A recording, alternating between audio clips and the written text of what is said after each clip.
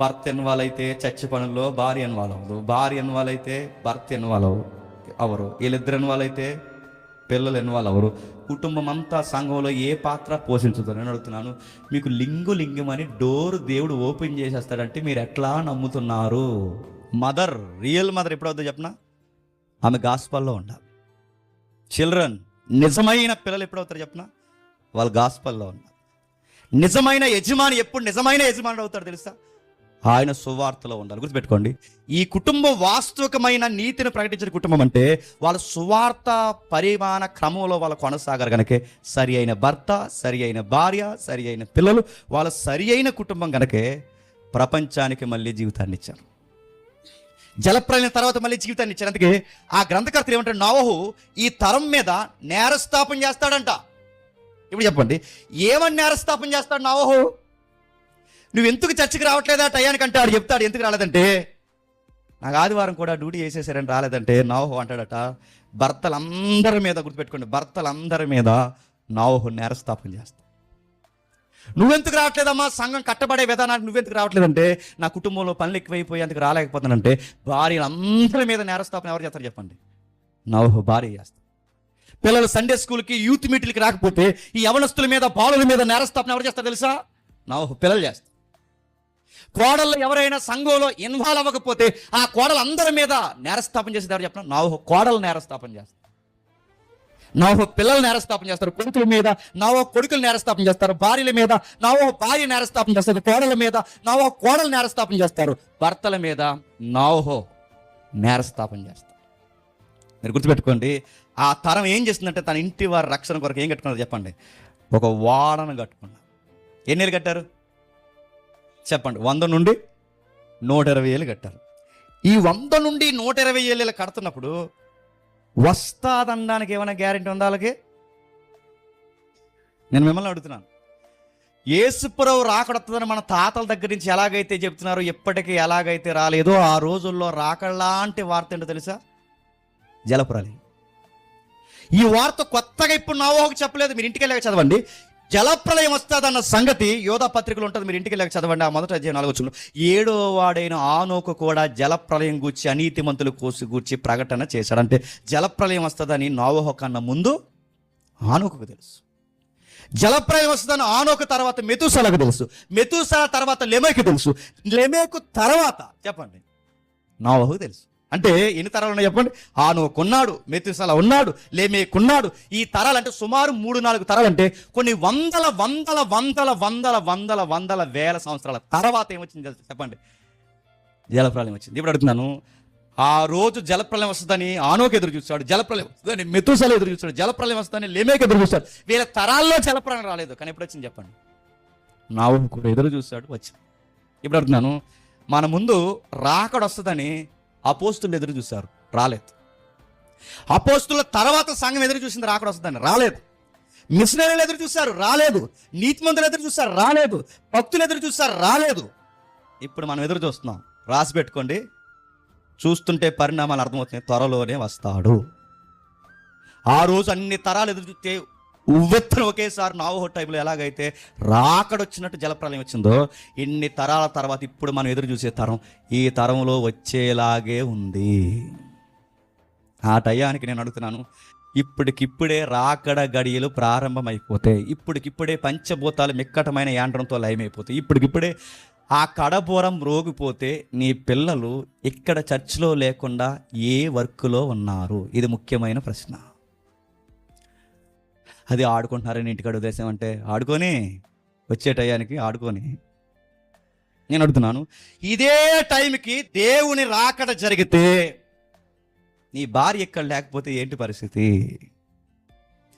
నీ బిడ్డలు ఎక్కడ లేకపోతే ఏంటి పరిస్థితి? నీ భర్త ఎక్కడ లేకపోతే, అసలు మీ కుటుంబం అంతా ఈ కట్టబడే ప్రాజెక్టులు అంటే సంఘము కట్టబడుతున్న ఈ ప్రాజెక్టులో, రాజ్యం కట్టబడుతున్న ఈ ప్రాజెక్టులో లేకపోతే ఏమైపోతాం? ఆ రోజు వాళ్ళు ఎందుకు బతికారు చెప్పనా? ఏ వర్క్ చెప్పారో ఆ వర్క్ చేస్తున్నారు, ఏ వర్కులు ఉండాలో ఆ వర్క్లో ఉన్నారు, ఎక్కడ ఉండాలో అక్కడ ఉన్నారు. ఏమాత్రం ఒక్కరు ఆ పనిలో లేకుండా బయట ఉన్నా ఆ ఒక్కరు ఏమైపోతారు చెప్పండి? అందరితో పాటు చెప్పండి, నాశనం అయిపోయే ప్రమాదం ఉంది. మనం చేసే పనులు చెప్పనా? గుర్తుపెట్టుకోండి, భర్త ఇన్వాల్వ్ అయితే చర్చి పనుల్లో భార్య ఇన్వాల్వ్ అవ్వదు, భార్య ఇన్వాల్వ్ అయితే భర్త ఇన్వాల్వ్ అవరు, వీళ్ళిద్దరు ఇన్వాల్వ్ అయితే పిల్లలు ఇన్వాల్వ్ అవరు. కుటుంబం అంతా సంఘంలో ఏ పాత్ర పోషించదు. నేను అడుగుతున్నాను, మీకు లింగం అని డోర్ దేవుడు ఓపెన్ చేసేస్తాడంటే మీరు ఎట్లా నమ్ముతున్నారు? నేను సీరియస్గా చెప్తున్నాను, నాకు మొహమాట లేకుండా.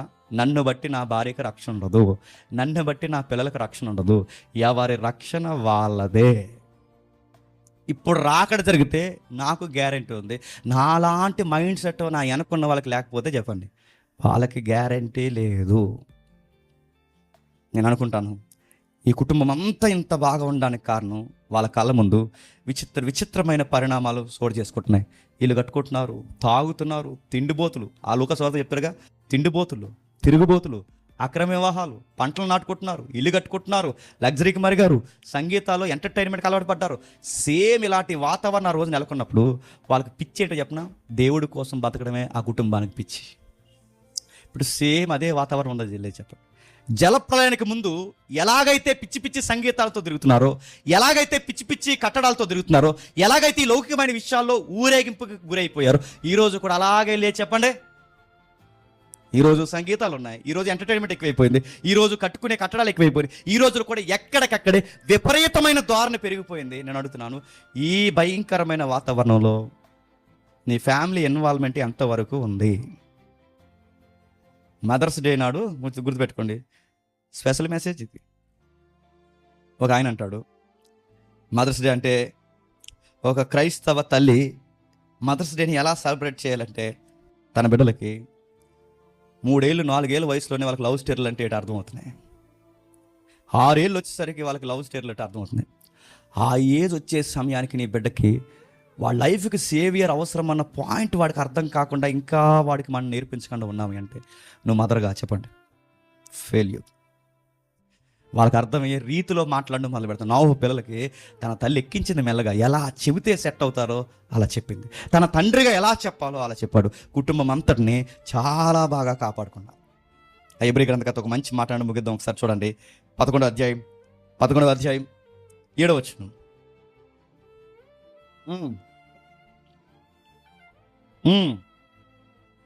దేవుని చేత గలవాడే తన ఇంటి వారి రక్షణ కొరకు ఒక ఓడను సిద్ధము చేసెను, లోకము మీద నేరస్థాపన చేసి విశ్వాసమును బట్టి చెప్పండి, విశ్వాసము కలుగు నీతికి బట్టి వారసుడాయను నేరస్థాపన చేసి నడుతున్నాను. నోవహు ఒక్కడే చేస్తాడు నేరస్థాపన. ఇందా చెప్పాను, మళ్ళీ చెప్పండి.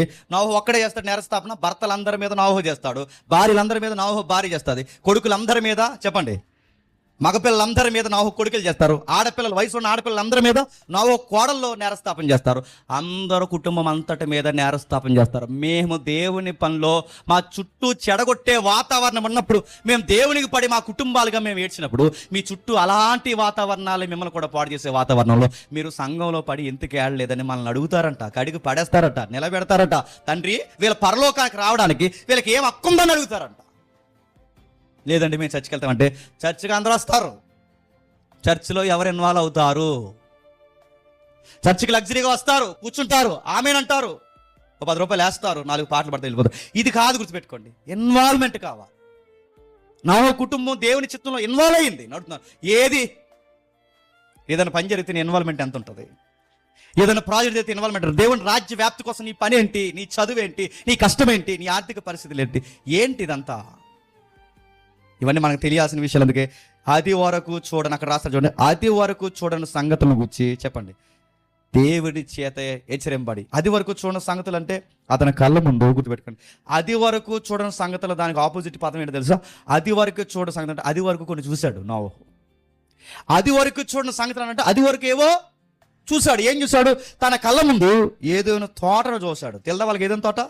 మనకంటే తెలియదు, వాళ్ళకి తెలుసు. వాళ్ళ కళ్ళ ముందు, గుర్తుపెట్టుకోండి, ఆనోకు ఎత్తబడే స్టోరీ వాళ్ళకి తెలుసా తెలీదా? తెలుసు. వాళ్ళ కళ్ళ ముందు ఇంకా మెతూసలా బతుకున్నాడు, వాళ్ళకి తెలుసా తెలీదా? తెలుసు. వాళ్ళ కళ్ళ ముందు వాడ నిర్మాణం జరుగుతుంది, వాళ్ళ కళ్ళ ముందు దేవుని వాక్యం వినబడుతుంది. ఇవన్నీ చూశారు వాళ్ళు. చూడండి ఏంటి చెప్పనా, ప్రపంచం ఎలా నాశనం అయిపోతుందో ఒకేసారి అది వరకు ఎప్పుడు చెప్పండి జరగలేదు. కానీ దేవుడు చెప్పాడు, నమ్మేశారు అంతే. నేను అడుగుతున్నాను, మనం కూడా చాలా చూస్తున్నాం ఇప్పుడు, చూడలేదా? మన కళ్ళ ముందు యేసు ప్రభు ఎత్తబడిన స్టోరీ మన కళ్ళ ముందు జరిగింది. బైబిల్ మన కళ్ళ ముందు, సంఘాలు మన కళ్ళ ముందు ఉన్నాయి, అపోస్తుల హతసాక్షుల జీవితాలు మన కళ్ళ ముందు ఉన్నాయి, మిషనరీ జీవితాలు మన కళ్ళ ముందు ఉన్నాయి, చరిత్ర మన కళ్ళ ముందు ఉంది. ఇవన్నీ మన కళ్ళ ముందు ఉన్నాయంటే నేను అడుగుతున్నాను, ఇవన్నీ దేనికి సాక్ష్యాలు అంటే యేసు రెండవ రాకడకి సాక్ష్యాలు. ఆ రోజు వాళ్ళకి అది సాక్ష్యం, ఈరోజు మనకు సాక్ష్యం చెప్పిన బైబిల్ ఉంది, చరిత్ర ఉంది, యేసు ప్రభు ఖాళీ సమాధి ఉంది, అపోస్తుల సమాధులు ఉన్నాయి, చరిత్ర నమోదు చేయబడిన అనేక దాఖలాలు ఉన్నాయి. ఇవన్నీ దేనికి ప్రభు అంటే అది వరకు చూడని సంగతులను కళ్ళ ముందున్న సంగతులు చూసి ఎలాగైతే విశ్వసించాడో, రాబోతున్న సంగతి మనకు తెలియకపోయినా కళ్ళ ముందున్న ఈ సంగతులను బట్టి జరగబోయేది మనం బలంగా చెప్పండి నమ్మేయాలి. నమ్ముతావా? లింగు మరి మీ పిల్లలు 10th క్లాస్ పాస్ అయ్యి వాళ్ళు అడిగిన ప్రశ్నలు ఏంటో తెలుసా? మమ్మీ నిజంగా దేవుడు ఉన్నాడంటారా అంట. చుప్ అలా అనకూడదు, నోర్బి అంటామా. చుప్ అంటే మూసేస్తాడు.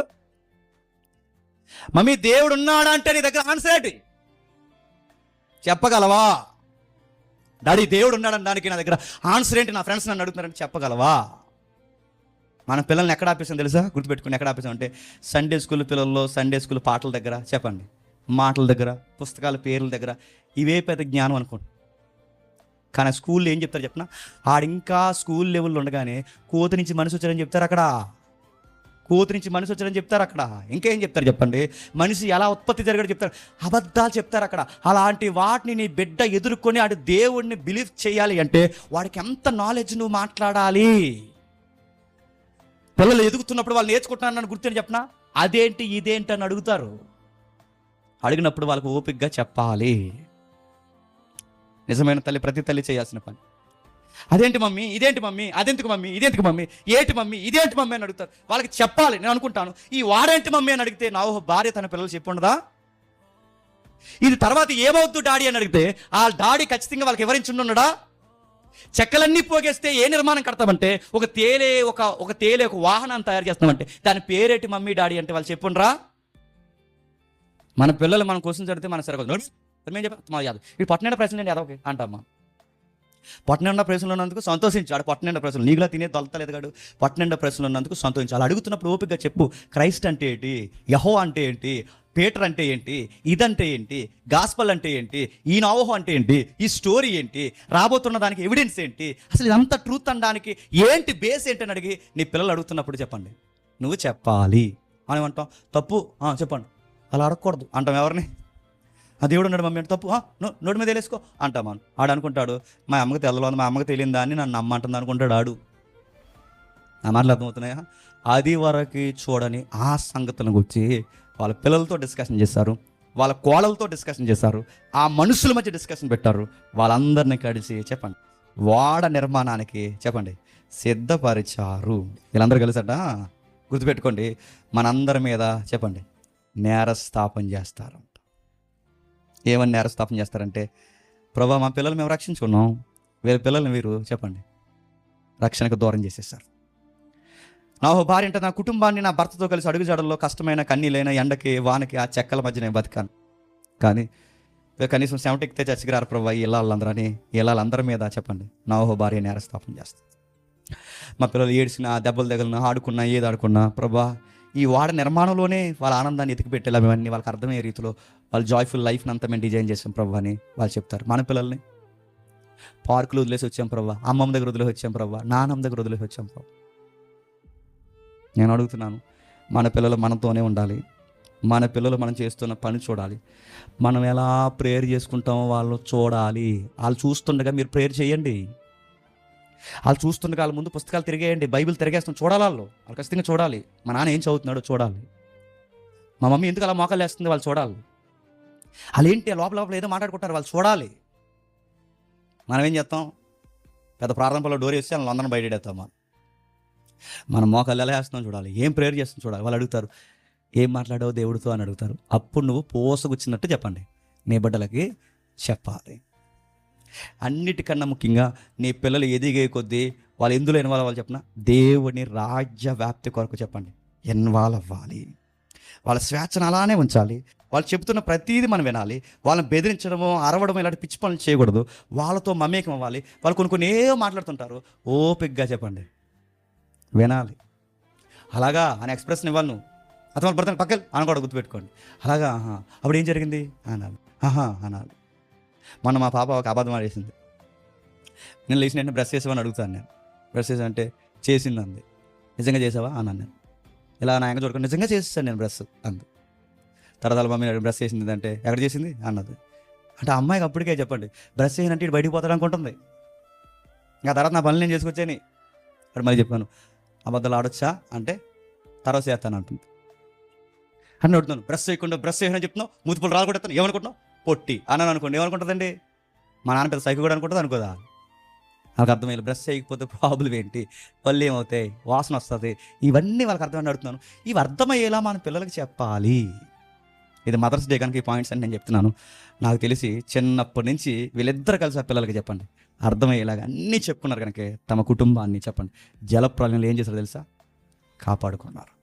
జలప్రలయంలో వారి కుటుంబాన్ని కాపాడుకుంటే నేను అడుగుతున్నాను రాబోతున్న రెండవ రాకల్లో చెప్పండి మన కుటుంబాలు మనం కాపాడుకో.